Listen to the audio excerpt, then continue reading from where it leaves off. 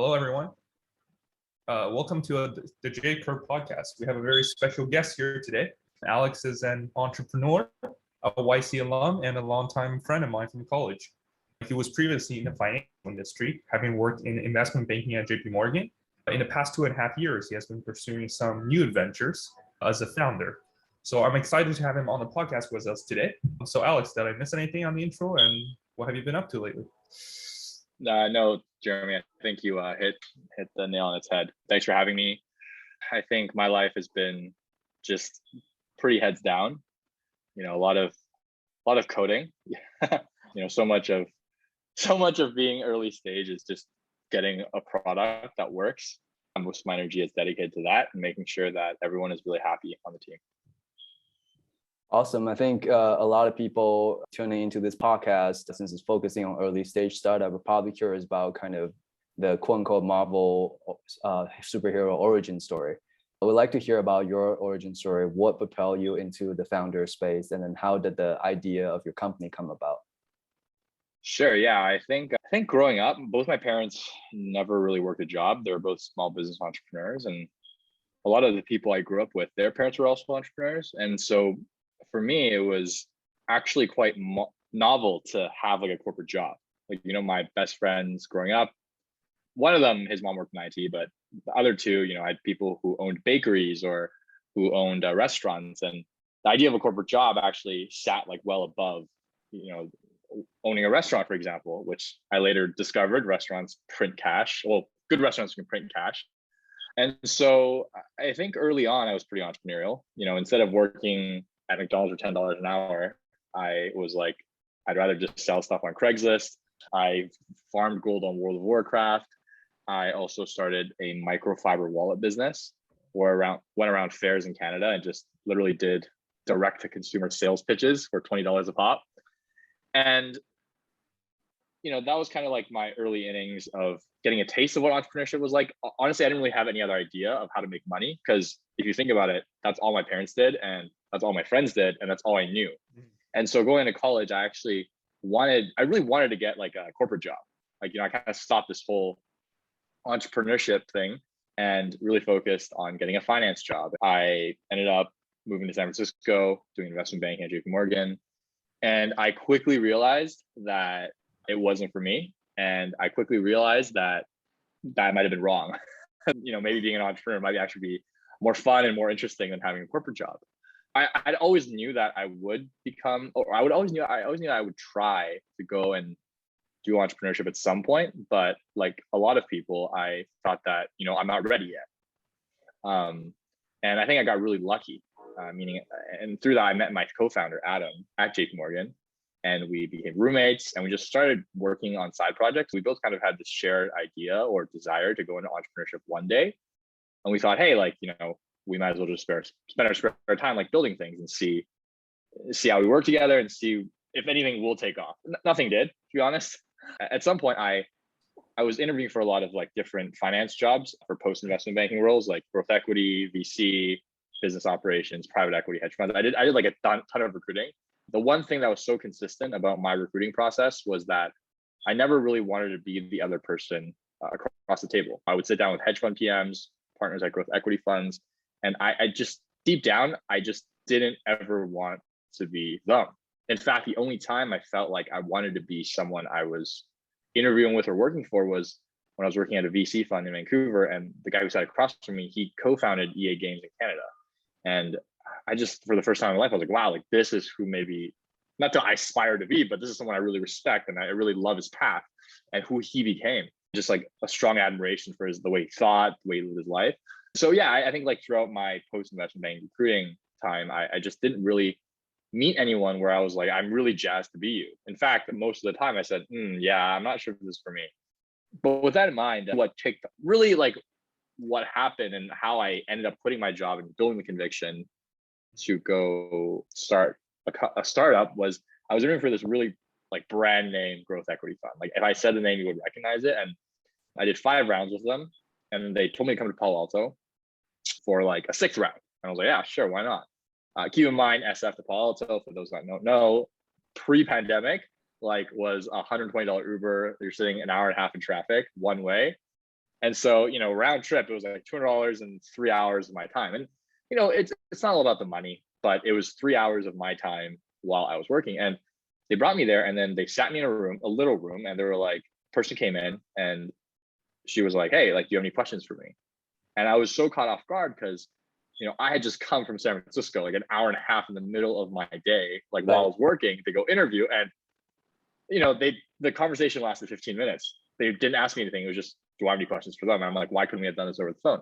I felt really disrespected and I was fuming. I just never want to feel like this again. I never want to have someone have this leverage over me. And I just never want to go through this bullshit again, basically. At the time, I just decided to stop recruiting and really focus on the side projects Adam and I were working on. I think like May 2020, we just kind of came across this idea. In hindsight, it was a bad idea, but we were like super jazzed on it. It was like a mobile learning app. We were just like, hey, like, do you want, like, he didn't really like his job, I think. And I certainly did not like my job.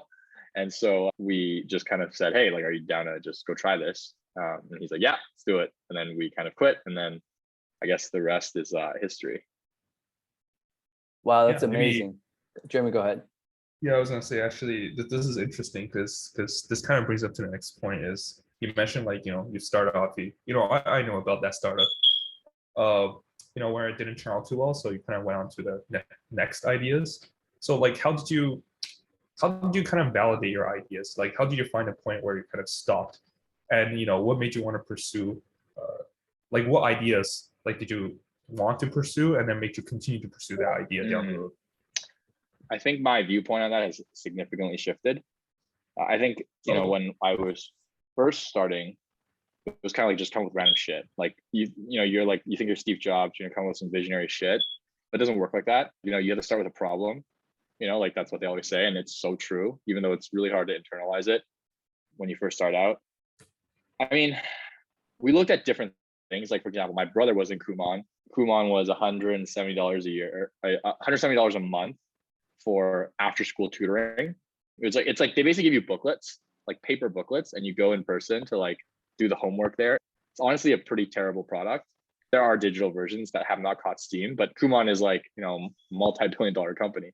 And we tried things like that. We tried things in ed tech that ultimately didn't pan out. And we tried things in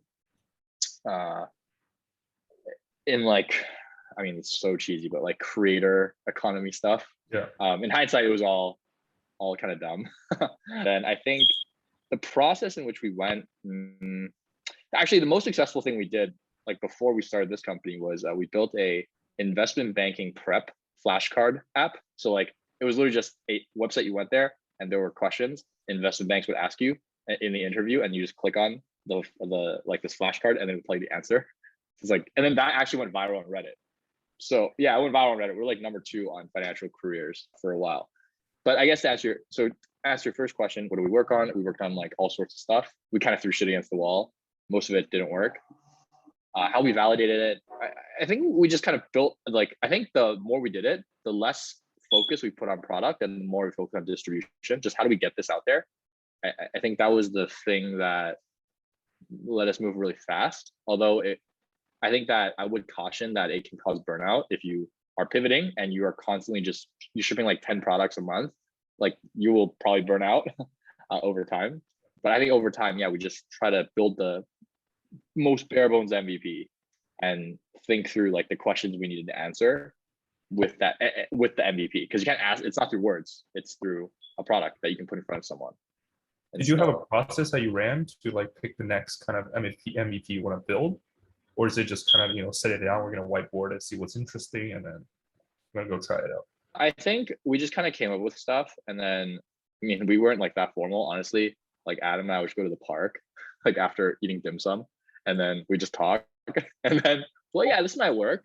We talk about it. Like, we'd lay out, everything is different, right? Every product is different, but we just like go eat dim sum and then go to the park. And then, just like, yeah, I think this might work. Let's try it. And then we go home and then we code it up and then, yeah, rinse and repeat. We were pivoting for probably a month and a half before we stumbled across this. So I think you find things that you're good at. I did a lot more of the fundraising work.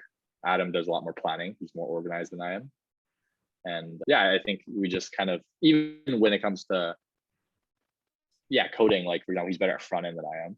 He's a much better designer. So I would say definitely not so bifurcated. Just more what are you good at? What am I good at? Let's do things we're good at. So speaking of fundraising, how was the YC application process look like, and what are some of the preparations you did for the demo? Yeah, so YC is the first step is you apply through an application process. They ask you like I forgot how many questions. They ask you a bunch of questions that you type out, and then you submit your written application, and then they invite you to interview, and then it's a 10-minute interview. How do we prep? I think there's a lot of advice out there to not prep. We prepped just to make sure, we prepped, and I think it helped. But we just kind of wrote down questions we thought they would ask, and then wrote down our answers, and then rehearsed them a bit. Although we didn't prep super hard. Ironically, we applied at YC twice, and the first time we got rejected, we prepped super hard. Second time we prepped less hard because we were just like, okay, well, if we don't get it, we'll figure out something else. And so, yeah, I think in general it's pretty standard preparation. So I guess what's the difference between the first time that you guys got rejected and the second time they take you guys? What's changed in between? We changed our product. So that was the biggest thing. I think I'm not saying anything new, right? Because they always say this, but it's not about like getting into YC. It's not about raising money. It's about having like a product that people like want, right? It's like you want to have something that people want to buy at the end of the day. And I think that when you have that, you build a lot more confidence in your process and your fundraising process and, going through YC versus you're almost, when you don't have any customer validation, you're almost looking for YC to validate you. We definitely felt that way where we were like, if we get into YC, then, it's a sign that our product is working, or it validates our work and our direction, where that's not true, right? So I think not getting into YC that first time was actually a really good thing, because we would have burned so much time, and we probably would have successfully fundraised some money for the learning app that we quit ultimately, but it would have been a complete waste of time. So I look at that rejection as a blessing almost. So speaking of YC process, I'm sure there's a lot of learning. What are some of the frameworks or advice that you received on YC that you think are most beneficial? I think it's hard to summarize it. And honestly, I've kind of forgotten because it's been a year almost. But yeah, I'd say number one is just building something people want. I think they really cut the bullshit. Like one example is a lot of VCs will give you advice, but for example, they don't have like a huge data set on whether that advice works or not. But YC has seen so many companies, both successful and not successful, to the point where they can see the trends and see, patterns that are statistically significant. And I think that's where YC's value is. So if you ask them a question, they've likely seen it before, and they can answer it with, like, in my opinion, more confidence and with more accuracy than like maybe other people can, just because of how many companies they've seen. Yeah, that makes sense. So, you've obviously secured funding, and then what happens after that? Like, how do you scale the business? And the team to take on, running lean versus hiring more people. We'd love to get some thoughts on that. Yeah, I think fundraising is where all the hype is, because it's understandable, it's measurable. Like everyone understands raising more money is good, and everyone understands that it's measurable. You raise 2 million, you raise 5 million. Like raising 100 million is more impressive than raising 2 million most of the time. And so it's a very measurable. It's very uniform in how people understand it, and so I think it gets a lot more attention. I mean, all the hard work comes after. It really depends on every company, and I can't say that we're the gold standard for how to operate your company after you've raised money. We've still stayed pretty lean. We have 2 additional engineers in addition to Adam and myself who work with us, and I think we try to be slightly more conservative. I think at the end of the day, every startup has risks, and it's almost like, if you know you're going to make money, you can spend money, right? So if I know I'm going to get $1 million job, I can go on a trip to Hawaii. But if I know that I'm not going to be working for the next 6 years, I'm probably going to eat rice for like the next 6 months. And so I think when we go through our planning and our financial management, so much of it is like, okay, what are the risks in our company? What do we have to validate? What do we have to do? And then it's like, then that drives kind of our spending philosophy. And then as it relates to things aside from spending, yeah, we've hired 2 engineers, as I mentioned. And really it's just, I think it goes from like trying to raise money to like managing resources, not just money, but time and attention well. Like, how do you manage focus? What do you spend your time on?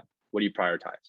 So I think so much of our time is like outside of just execution is spent on prioritization. It sounds like you're a pretty kind of proponent of, running lean and then making sure that the business is operating actually, making money before scaling. I think if there's a reason, I actually had like coffee with someone who works at a startup that is like burning money to grow really quickly. I think that if you have a milestone of growth to hit that will significantly improve your business, like for example, let's say you're a fintech company and you earn 140 basis points. Let's say you issue cards as a fintech company and you earn 1.4% on all the spend that your customers do. But once you hit like 2,000 customers, suddenly that revenue share goes to 1.9%. Well, that's a 30% increase in your revenue just like that from hitting a certain scale. And so I think when you have a milestone to hit that allows you to unlock some form of like revenue growth or like some better term with a supplier, I think that's when you can grow unprofitably and it makes sense. For us, I'm not sure if we really have that. So I think we are trying to make sure we contain our losses and everything before we really start scaling. Yeah, I mean, that's good. I think that's very strategic as well, and especially good under the current macro environment, which we may get to a little bit kind of later on. Yeah. So, how do you have any learnings from being a founder in the past year and a half? What are some of your key learnings, and maybe if you can list the top 3, it will be interesting for our viewers. Yeah, I think that the most important thing is, in my opinion, right? This is all my opinion. I'm not like some startup guru. I think your co-founder is the biggest driver of your success early on. So it's not about the product or the idea you have. It's not about your funding. I think it's really just having a really strong relationship with the co-founder. I think that will make your life a lot easier. Mm-hmm. Number 2, they say this a lot, and I think it's not something you can understand until you are in a startup. But I think storytelling is very powerful. And like, for me personally, when I was not doing startups, like storytelling, like I conflate like storytelling with some kindergarten teacher telling stories to kids, which I'm just like, that's so dumb, right? Like, okay, like maybe it is, maybe it isn't, I don't know, but it seems kind of silly to me. But actually like having a powerful narrative is it's like the most core asset to your startup, because you build resources around your narrative. The narrative drives what kind of talent you hire, what kind of funding and what terms you raise at. And it drives the day-to-day morale of what you're doing. Because if I'm working on like building a lemonade stand, nothing wrong with a lemonade stand, by the way, but it's just like not that exciting. And it's going to be harder for me to raise money. It's going to be harder for me to hire talent. And it's going to be harder to keep that talent motivated day to day. But if I'm saying I'm going to change, like if I'm going to like launch rockets, like that's pretty cool. And it's easier for me to raise funding because the market is huge. But it's easier to attract talent because it's such an exciting problem. And every day people are telling their friends, like, how's your day? Like, oh, I worked on building rockets. And so I think storytelling is actually like the story and the narrative around your business is extremely important, much more than I ever thought. And I think, your story is composed of how you execute and deliver it, but it's also the components of like the problem you're solving and the product you're building. So just something to consider. Would that be something that you have to kind of settle on during the the initial product building phase? So for example, because you're talking about the mission of a company, right? Yeah. Case, right. But once you're kind of in it, is there anything you can try to pivot? If it's not good, is there anything you should adjust? I mean, you can't build your company just on narrative alone. Like you have to solve the problem. I think it's one of those things where it's like it's very useless because like you can't build a company just around a narrative, but it's important to recognize how attractive your narrative is and to also like respect how important it is, if that makes sense. So I guess you make a point where you can't really pivot your narrative once you are building a business. I mean, you can like change the way you frame things, but overall, I think it's very important, but at the same time, you can't. It's not like, it's almost like an output of what you're doing rather than an input. But it's such a significant output. It's kind of like a mission statement, but I mean, we have seen people switching the mission statement, kind of like say we're focusing on consumer, now we're adding, more like enterprise focus into the mission statement, or make it bigger, smaller.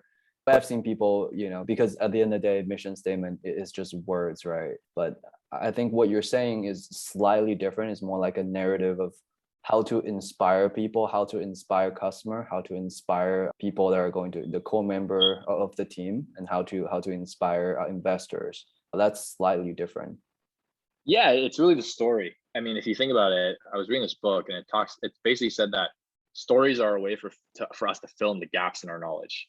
Like if I were to explain, for example, if you're selling rockets, it's probably so complicated. But if you just say, hey, I'm building rocket ships, like it like everyone understands, like that's fucking cool.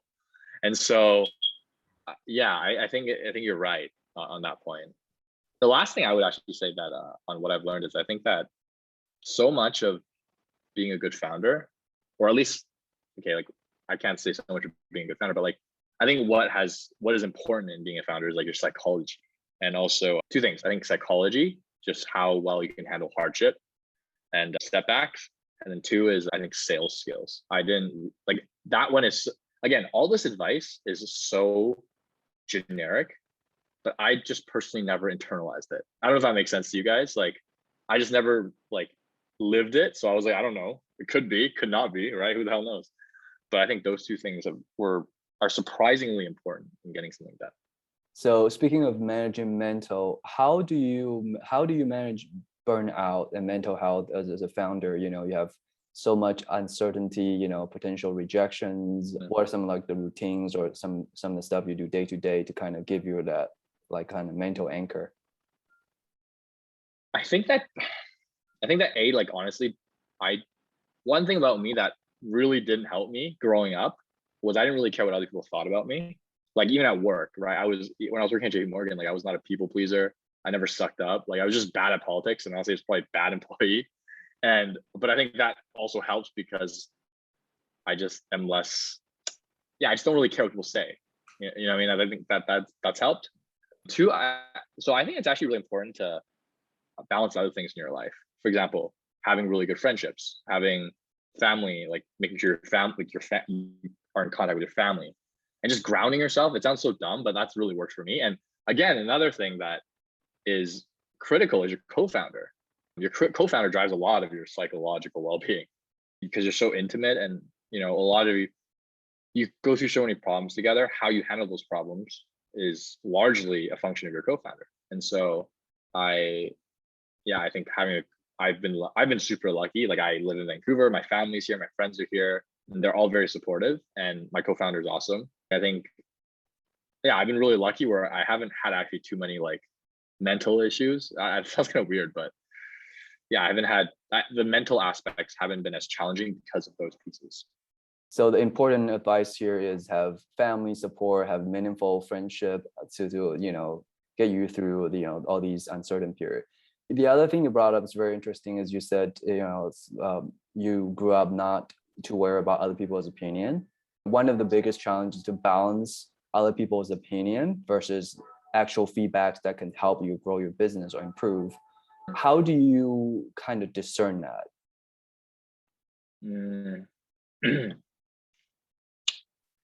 Well, first of all, you have to think about people's incentives.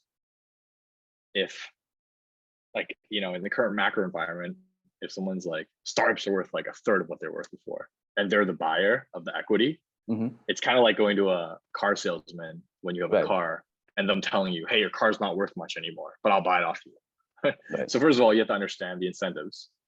Second of all, I honestly don't think I'm really good at it. Like, I just kind of like, I listen to advice, but then I don't really act on it, if that makes sense. I just kind of like figure out myself, and it's good and bad because I found that over time, I could have saved a lot of time by listening to the advice. But at the same time, I kind of trust my own process of like making mistakes and like going with my gut. So then when decisions are hard and there's no advice, I kind of still go do my own thing. If that makes, I don't know if that makes No, sense. it totally makes sense. I mean, I noticed this as well because there is also, you know, this like two side. One is if you always listen to people's advice, then what happens when people's advice are just generic, or some advice are contradictory to each other, or some advice are they don't even know your context, versus the other situation where you're solely listen to yourself. Then that's also bad because you know you could waste a lot of time. So I think an interesting balance is like you said, understand what they're coming from. Are they there to help? And then you know pick up that information that you know that's complementary, but also have your own process. There's this book I read about called Essentialism that really helped me understand this as well. It's basically the author said you can listen to other people's advice, but you need to have your own kind of explore and discern phase to collect your own data points and your own reference stories to make your own decision. Because otherwise you just follow what people say. And what happens when people don't have skin in the game telling you that most of the time people don't have skin in the game. Yeah, exactly. I also think my co-founder subsidizes me here, but Adam's better at like listening to advice and discerning what is good and what isn't. And so I think, and I trust him.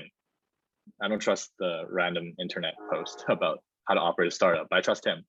And so I think sometimes he's able to kind of internalize the advice and say, hey, this is important, and then I'll kind of listen to it. So I guess there are two sides. One is sometimes people's feedback are towards you, but sometimes the feedback are towards product, right? Like you should do this or you should do that, or the product sucks. Or how do you decide what to listen if it's like towards your product? Because then you know it's all coming from a somewhat good place, right? Either it's a customer or it's an investor. How do you decide when to adopt the idea? I think the only person that can give you advice on your product is your customer. But then at the same time, like, you know, there's this quote. It's like, if you ask people what they wanted in the early 20th century, they would want faster horses, not cars. Right. Like, it's so cheesy, but it's true. Sometimes the customer, like, they also have their own incentives on what they want. And I think the answer to your question is so nuanced, and it depends on the situation, where I think that's what separates a good and bad founder or product person, is like, can you figure out what works and what doesn't? I think more importantly than discerning right or wrong or making like a judgment is having a good process. You know, if you can have an idea about how to improve your product, are you the person that can implement that test as quickly as possible with as less few resources as possible? Because if you can do that, then you can just continue. Like, if you can do that, then you can be right like less percentage of the time, but have more success because you just know how to run experiments and know how to execute better. So that's when I say, like, you know, they say like execution eats strategy. Like, it's another business school like BS thing or quote, but it's true because execution is the most important thing. So essentially do more A/B tests and collect data points and make decision upon that. Yeah, do tests. Yeah, just figure out how to test whether you're right or wrong. So Trey, do you have anything else to kind of poke at Alex in the kind of, you know, with a startup? Otherwise, I will potentially move into the more of a generic kind of fintech space questions. Yeah, Jeremy, go ahead. Yeah, sure. So Alex, compared to 5 years ago, what have been some of the kind of the biggest developments in fintech and that you've seen, and what are some of the trends that you see, you know, moving forward? I don't have that many trends because I'm not a VC. 5 years ago, that was 2017. Okay, so I think in fintech, the biggest thing, and so we obviously are a Canadian company, and Canada is well behind the US in terms of everything. I think in the US, the biggest development is banking as a service. You know, Galileo, Marqeta, just basically, it seems like spinning up a neobank is super easy these days, or it's a lot easier. There's so many debit card companies because, you know, running a debit card business comes down to card issuance, payment processing, et cetera, et cetera. And a lot of companies have made this like a package you can buy out of the box. So a lot of fintech is now actually distribution, not technology as much. Number two, crypto's ripped. That's interesting. You have a lot of TVL, and that's something I've been looking at a lot recently. Just like the amount of assets on chain. I think when at the first time crypto kind of took off, I was a lot younger. I was in college, but I wasn't like a huge believer, honestly. Like that was probably a very costly mistake on my end. I think it's really, really interesting, and there's so many assets on chain, and it's like it kind of unlocks new business models when you have so many resources dedicated to one technology. Is there one example you can give? People are buying monkey JPEGs for like $200,000. That's not a business model that would have worked. Yeah, it's just like when there's so much more money.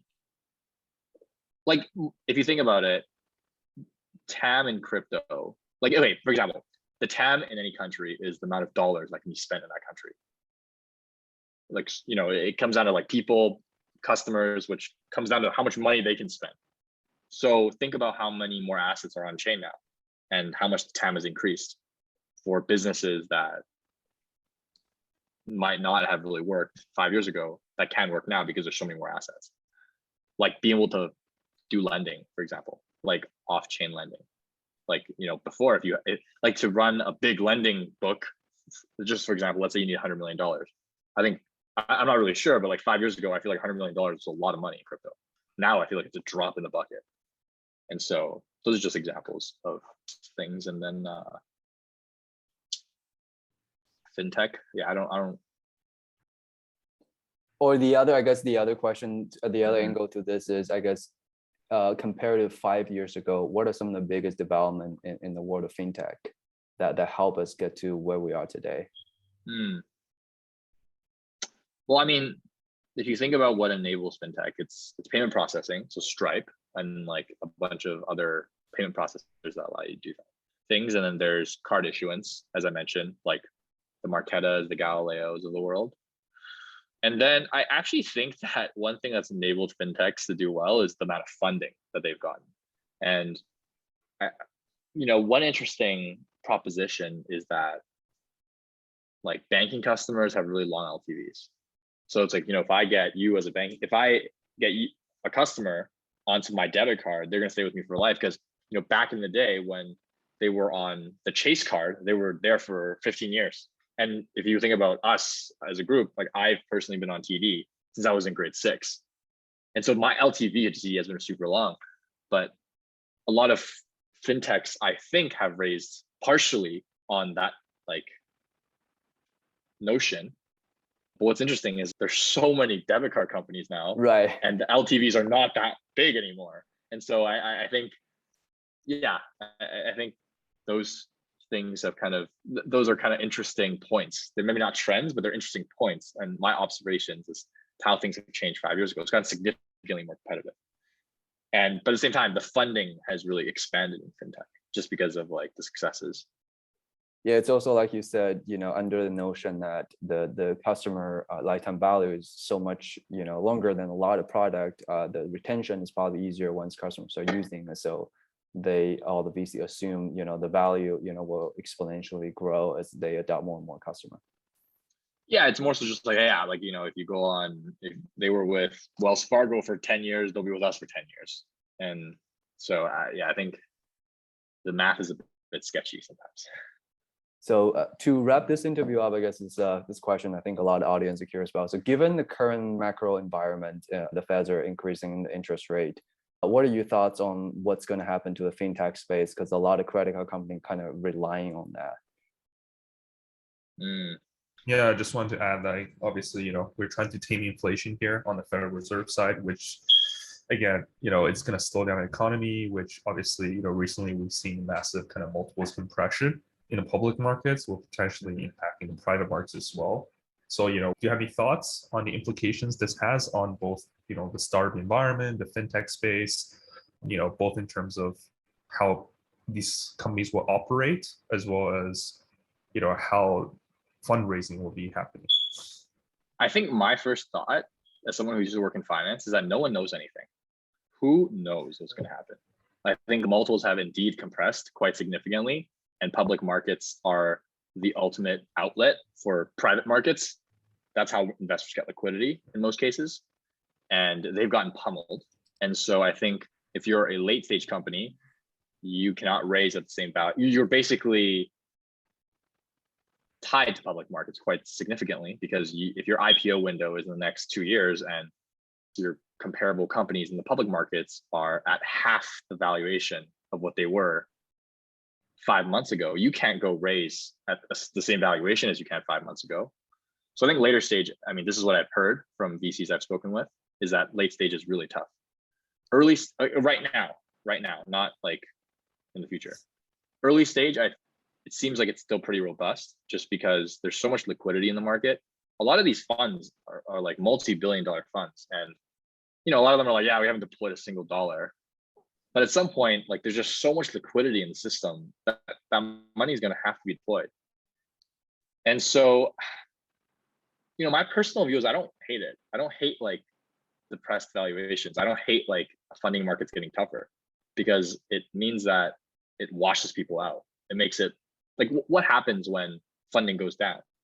Well, salaries for engineers go down. There's less startups to hire engineers.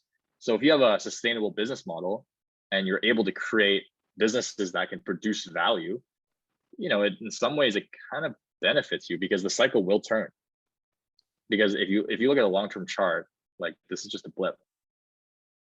So my TLDR on this is, no one knows, less of all me, who doesn't study this stuff day to day.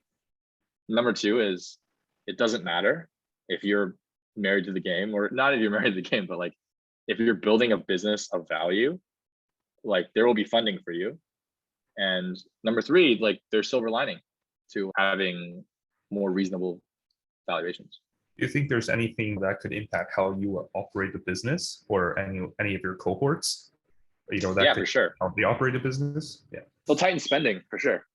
They'll tighten spending, but I don't think tightening spending is bad. Like, especially in early stage, you want to, it's not a bad thing. I think that having, I think they write about this a lot, but having constraints might actually make you go further in the long run. I totally agree with that. A good example is, if we had so many resources to go build our mobile learning app, maybe we're still working on it by now and it has zero traction, and we just wasted 2 years of our life.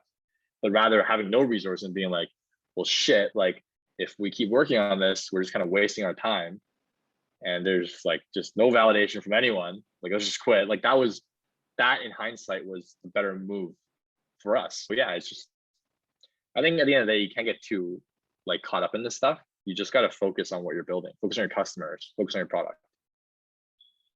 Thank you for sharing with all the insights and your experience. It's an amazing conversation. Yeah, of course. Thanks for having me. Thanks.